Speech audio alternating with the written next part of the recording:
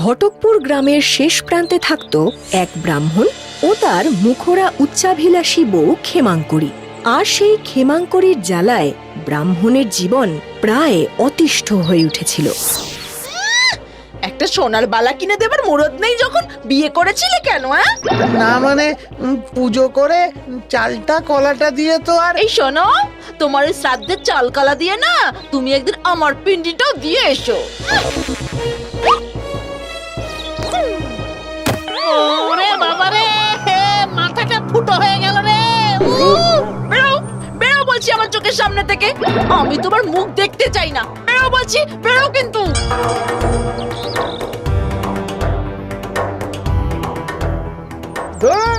আরে পরিবারে এক দণ্ড নয়, যেদিকে চোখ যায় চলে যাব।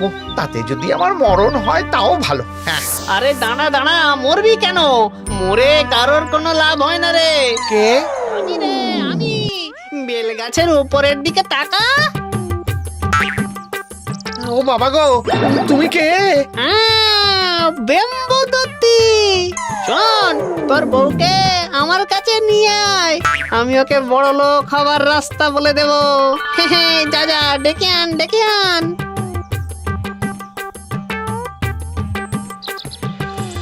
আবার? হ্যাঁ, আবার এসেছো তুমি?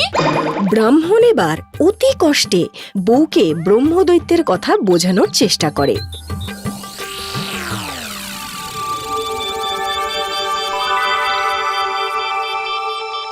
বুঝেছি, তুমি আমায় মেরে ওই গাছে ঝুলিয়ে দিতে চাও, তাই তো? না না, বিশ্বাস করো, একবার একবার গাছের দিকে তাকাও। ওই যে ওই যে। কি বলতে চাও? তুমি আমায় বড় লোক করে দেবে? না না না না, আমি তোমায় 3টে বর দেব, মানে পথ আর কি, যা দিয়ে তোমার মনের আশা পূর্ণ হবে। আচ্ছা আচ্ছা আচ্ছা, কিরকম শুনি? প্রথমত মিষ্টি হাসি, মানে সারাক্ষণ মুখে একটা মিষ্টি হাসি ঝুলিয়ে রাখবে। এরকম? বেশ, রাখলাম, তাতে কি হবে? এই হাসি নিয়ে তুমি সোজা রাজার বাড়ি যাবে, আর সেখানে গিয়ে যাকে দেখবে তাকেই হেসে বলবে তুমি পরিচারিকার কাজ করতে চাও। হেসে বললেই হবে? আরে একবার গিয়েই দেখো না। বেশ, কাল সকালেই যাব, কিন্তু যদি কাজ না হয় তাহলে গাছ শুদ্ধ তোমাকে আমি উপড়ে ফেলবো। এই যে, ঘরে চলো।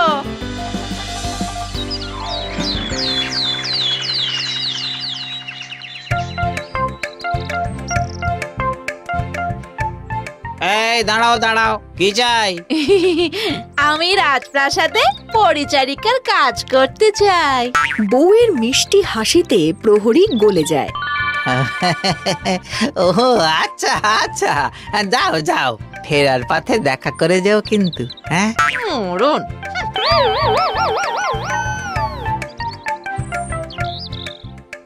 এই সবাই ভালো করে পরিষ্কার করবি। আগে কি হলো? এই কি হলো? তুমি কে? কি চাও? আমি রাজপ্রাসাদে পরিচারিকার কাজ করতে চাই। আহা, কি মোহময়ী! বাহ বাহ, কি ভালো কথা। আমি রাজি। তুমি তুমি একটা কাজ করো, তুমি কাল এসো, আমি তোমার জন্য মন্ত্রী মশাইয়ের সাথে কথা বলে রাখবো। আচ্ছা, কাল এসো কিন্তু। আসবো আসবো।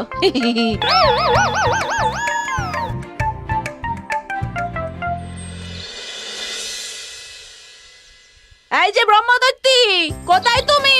এই তো এই তো। আহা, কি বর দিলে গো, সবাই কাল আমাকে কাল মন্ত্রী মশাইয়ের সঙ্গে দেখা করাবে বলেছে। এবার আমি দ্বিতীয় বর দেব। শোনো, মন্ত্রী মশাইয়ের কাছে যাবার আগে ভালো করে চোখে কাজল দেবে, আর মন্ত্রীর সামনে বাঁ চোখের পাতা দুবার পিট পিট করবে, সঙ্গে ওই হাসি। বেশ, তাই করবো।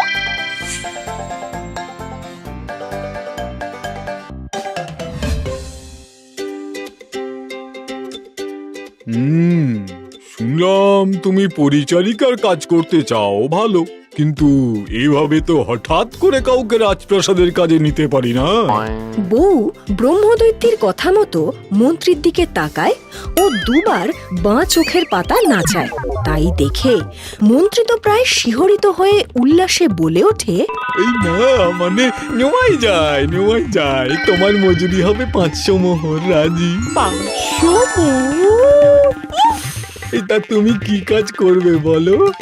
আমি আমি ওই পরিচারিকার কাজ করব। তারও তো অনেক ভাগ আছে। এই ধরো রান্না, খাবার দেওয়া, ঘর পরিষ্কার। আচ্ছা আচ্ছা, আমি কাল এসে জানাই। বেশ বেশ বেশ। আচ্ছা যাই। এই শোনো না, কাল থেকেই এসো কিন্তু।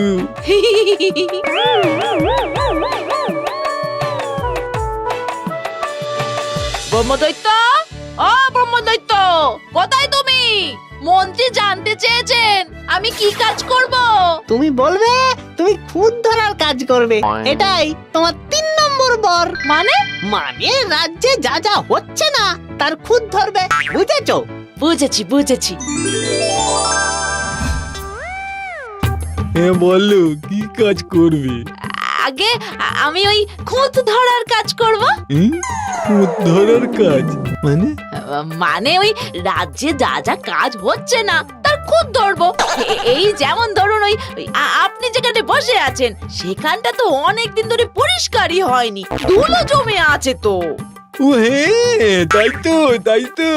বাহ, দারুণ। এই তোমার নাম হবে খুদ ধরানি পরিচারিকা।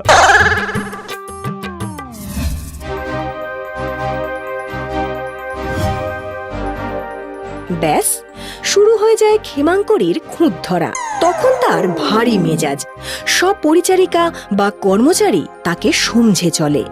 এই যে এই বাসনগুলো সব বাতিল করবে, এগুলো সব পুরনো হয়ে গেছে। আগে রান্নাটাও ঠিকঠাক পারো না, নুন বেশি, স্বাদ ঠিক করো সব, বুঝলে? আগে যাই দেখি আলোগুলো ঠিকঠাক লাগালো কিনা, সব তো আমাকেই দেখতে হবে।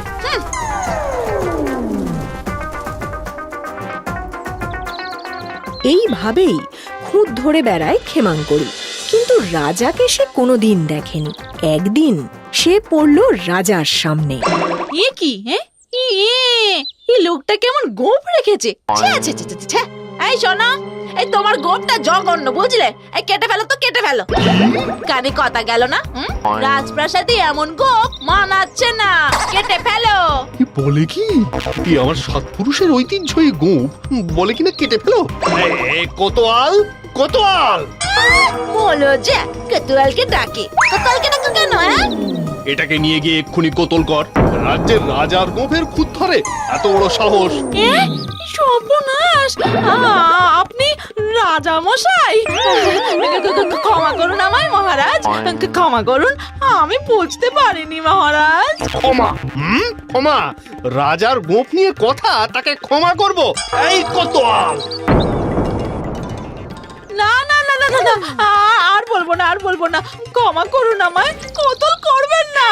ও রাজা মশাই, কোতল করবেন না, ছেড়ে দাও। ও মা গো, আমি আর বলবো না।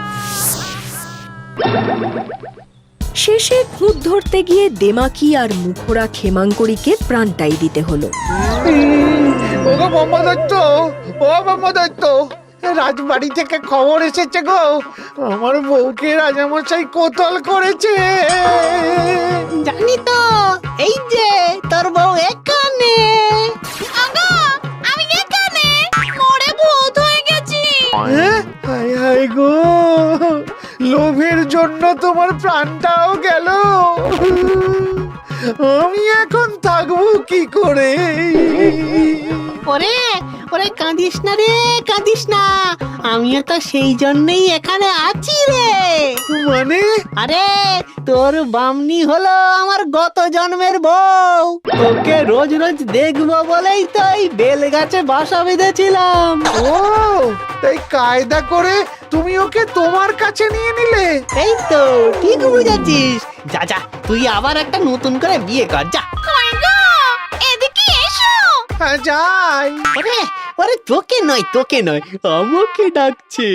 আর শোন, আমরা তোর এই গাছটা ছেড়ে অন্য গাছে সংসার পাতবো।